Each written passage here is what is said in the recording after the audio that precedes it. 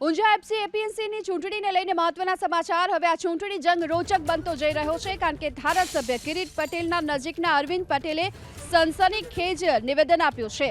ભાજપમાં કિરીટ પટેલની વાતને કોઈ વજન નથી, આ વાત અરવિંદ પટેલે કર્યું। પાર્ટી ધારાસભ્ય કિરીટ પટેલની વાત જ નથી સાંભળતી।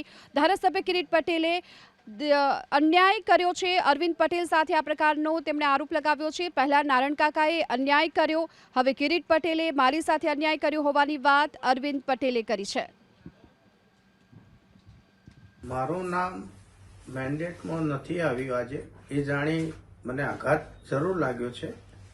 તેમ છતાં હું છેલ્લા 30 વર્ષથી ભારતીય જનતા પાર્ટીનો પ્રામાણિક અને સક્રિય વફાદારી રીતે કામ કરી રહ્યો છું અને કરતો રહીશ। જે મેન્ડેટ પાર્ટીએ જાહેર કર્યો છે એ તમામ ઉમેદવારોને મેં સમર્થન આપતું સોશિયલ મીડિયામાં મારું પેમ્ફલેટ મૂકી અને ટેકો જાહેર કર્યો છે। એટલે હું ભારતીય જનતા પાર્ટીના જે આજે ઉમેદવારો જાહેર થયા છે એમને મારો ટેકો જાહેર કરું છું।